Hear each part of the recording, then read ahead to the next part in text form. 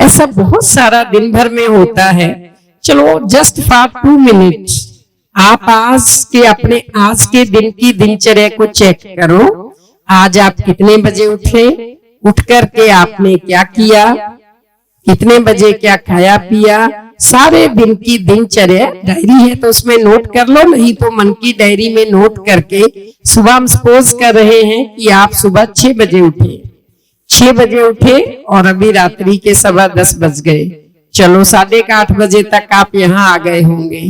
उससे पहले सुबह 6 बजे या 6:30 बजे से 8:30 बजे तक 14-15 घंटे का टाइम था आपके पास। इस 14-15 घंटे में आपने क्या किया, इसका थोड़ा सा अपने माइंड में रिकलेक्ट करो, इसको स्मृति में लाओ जस्ट फॉर 1 और 1.5 मिनट।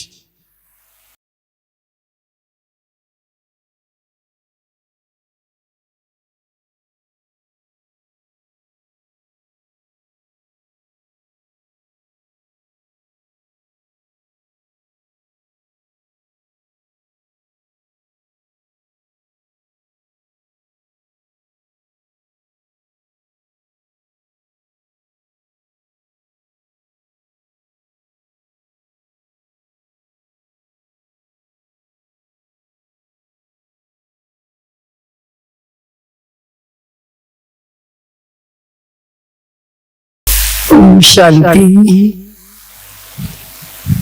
सबके घूम गई रही दिनचर्या की। अच्छा, बहुत दूसरी सूक्ष्म उसका अपनी अंतरात्मा से जो पूछने वाला प्रश्न है, इस 14-15 घंटे में जो भी मैंने किया वो कितना जरूरी था और कितने के बिना काम चल सकता था, कितना मेरे खुद के हित का था, कितना कोई समाज के हित का था, कितना का स्वार्थ भरा था। क्या इसमें से कुछ टाइम बचा करके कोई और इससे इंपॉर्टेंट कार्य में लगाया जा सकता था? ऐसी चीजें आप अपने आप से पूछना, भले बाद में पूछना।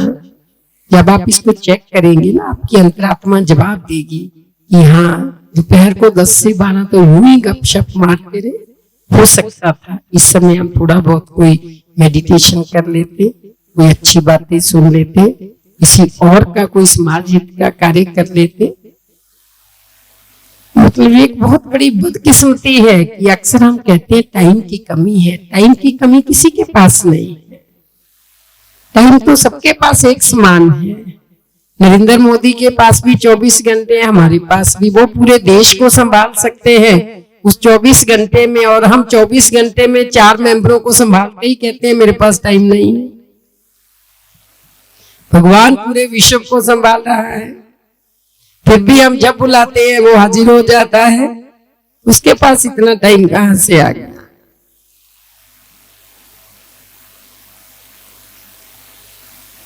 बहुत कुछ कर सकते हैं हम जीवन में। अभी आपने भैया से भी सुना ना कि खुद को बदलने की बात है। अगर हम खुद को भी बदल लेते हैं ना, हम भी विश्व का हिस्सा हैं, हम भी समाज का हिस्सा हैं। ये भी समाज सेवा में या समाज के बदलाव में हमारी एक छोटी सी कंट्रीब्यूशन है, क्योंकि we are the part of this society. तो इसलिए हर प्राणी अपने आप को बदलने का, अपने आप में एक श्रेष्ठ बदलाव लाने का, वो किसी और के लिए नहीं, मेरे अपने लिए, जिससे मेरा ही कल्याण होगा। और मेरे कल्याण को देख करके, मेरे बदलाव को देख करके मैं औरों के लिए सोर्स ऑफ मोटिवेशन बन सकता हूँ, बन सकती हूँ। तो इसलिए ऐसा कोई भी एक संकल्प, कोई भी फास्टिंग जरूर करना, ठीक है? जो मैंने डिजिटल फास्टिंग की बात की है, कौन समझता है कि हफ्ते में एक दिन हो सकता है जहां हम करेंगे? जरा हाथ उठाओ। 8-10 हाथ खड़े हैं। अच्छा, जो कहते हैं महीने में एक दिन कर सकते हैं बहन जी, हफ्ते में एक दिन तो पॉसिबल नहीं, महीने में एक दिन कर सकते हैं। अब शिवरात्रि पे हम आए हैं, सरदूलगढ़ वासी कोई गिफ्ट तो देंगे, हमें ये वाला गिफ्ट दे दो आप, जो हमारा सबसे फेवरेट गिफ्ट है और आपके ही भले का गिफ्ट है, जो महीने में एक दिन करेंगे, जो आपका मनपसंद दिन हो महीने में। कई बार आप बिजी होते हैं, कोई दिन फिक्स ना करो, लेकिन हर महीने में, जनवरी में एक दिन, फरवरी में एक दिन, मार्च में एक दिन, जो मेरी सुविधा का हो वो हाथ खड़ा करो। जरा हाथ बढ़ने चाहिए, जो महीने में एक दिन करेंगे। लंबा हाथ उठाओ, लंबा हाथ। अच्छा, इतने एडिक्ट हो गए हैं बाकी जो एक दिन भी नहीं कर सकते, तो आपको वक्त कराएगा। अभी आपने सीरियसली सुनना, आपको वक्त कराएगा। आप अपने ही भले की बात नहीं सोच पा रहे हैं, तो आपको वक्त कराएगा। भगवान की एक मुरली में ये आता है कि तुम आत्माएं पवित्र परम धाम से नीचे इस धरा पर आती हो। जब आपको इस धरा से वापिस जाना है तो पवित्र होकर के जाना है। तुम मेरी आज्ञा से पवित्र हो जाओ तो बहुत अच्छी बात है, नहीं तो तुमको वक्त पवित्र बनाएगा, तुमको बीमारियां पवित्र बनाएंगी, तुमको परिस्थितियां पवित्र बनाएंगी, तुमको घर के हालात पवित्र बनाएंगे, कोई अनहोनी घटना तुमको पवित्र बनाएगी। ये मेरी बात नहीं, ये ईश्वर के महावाक्य आपको बता रहे हैं और बहुत सीरियसली बता रहे हैं। यही चीज डिजिटल फास्टिंग की है। इसके कितने नुकसान आप देखते हो। आज कितने रेप केसेस को अंजाम मिलता है इस डिजिटल से, इस मोबाइल से। कितने बच्चे बच्चियां गलत जगह फंस जाते हैं इन मोबाइलों से। इतना कुछ। इसके पॉजिटिव इफेक्ट कम लोगों के पास है। पॉजिटिव भी एक लिमिट में यूज करते हैं, लेकिन नेगेटिव ज्यादा है। चलो, हम महीने में एक दिन 24 घंटे का नहीं, अब मैं हाथ नहीं खड़े करवाती, लेकिन अपनी अंतरात्मा से पूछना कि अगर बहन जी हमें हाथ खड़ा करने के लिए कह रहे हैं, मैं बैठी सिरसा, तुम बैठे सरदूलगढ़, तुम रख भी लोगे तो मुझे क्या फर्क पड़ेगा? या नहीं रखेंगे तो क्या फर्क पड़ेगा? जरूर आपका ही कोई भला चाहते होंगे तो आपको कह रहे हैं। चलो, आप एक दिन पूरा नहीं कर सकते तो 24 घंटे में से कोई 2-3 घंटे का ही रोज का कर ले, लेकिन वो समय जो आपका पीक यूज करने का समय है, वो समय नहीं कि सुबह 4 से 6 जब सोए ही पड़े हैं तो, या रात को 12 बजे से सुबह 6 बजे तक। ऐसे चीटिंग, ये सेल्फ चीटिंग नहीं करनी। ये चीटिंग मेरे से या भगवान से नहीं, ये चीटिंग अपने आप से है। एक दिन ये भी वक्त बताएगा कि बच्चे, ये चीटिंग तूने किसी और से नहीं की, अपने आप से की है।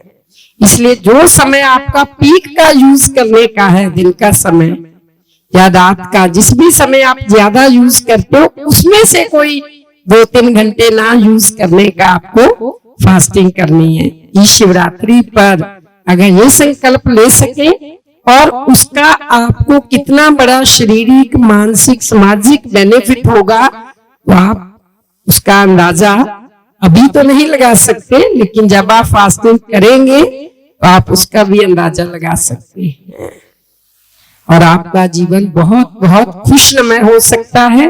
एक बहुत बिग चेंज आप अपने जीवन में फील कर सकते हैं कि ऐसा तो हमने कभी सोचा नहीं था, लेकिन करके देखा तो बहुत अच्छा लगा। भगवान से प्यार भी बढ़ा, उससे आपके पास काफी समय बच जाएगा। जो आज आपको लगता है ना हमारे पास टाइम नहीं है, फिर आप कहेंगे अभी काफी टाइम बच गया है, क्योंकि कितना सारा हमारा सोशल मीडिया पर टाइम चला जाता है जो कि इतना कोई इम्पोर्टेंट नहीं होता है। यूं दोस्त बैठ गए, वो अपने घर से बैठा, वो अपने घर से बैठा, एक दूसरे हेलो हाय, चैटिंग, क्या खाया, क्या पिया, क्या किया, इसमें ही कितना सारा टाइम चला जाता है। क्योंकि हमारे पास, आप लोगों के पास तो अपने एक फ्रेंड सर्कल के समाचार होंगे, हमारे पास काफी बड़े सर्कल के समाचार होते हैं। वो प्लस माइनस पॉइंट खुद ही आकर के उसके सुनाते हैं और फिर उसका सोल्यूशन भी पूछते हैं। वो नौबत आए कि हमें उसका कोई सोल्यूशन करना पड़ जाए, उससे पहले ही हम अपने आप को एक संयम और नियम और एक डिसिप्लिन के भीतर अपने जीवन को बांध ले तो वो हमारे लिए एक लंबे टाइम तक चलने वाली जीवन पद्धति बन सकती है। तो ऐसा कोई विशेष संकल्प आप भी शिवरात्रि पर जरूर लेना। और ऐसी मुझे आशा ही नहीं, पूर्ण विश्वास है कि आप सब अपना और समाज का हित सोचते हुए ऐसा कोई संकल्प अभी जाकर के आराम से विचार करके जरूर लेंगे और आप सबका गृहस्थ जीवन बहुत बहुत सुख शांति और खुशियों भरा सदा रहे, ये मेरी शुभकामना है। ओम शांति।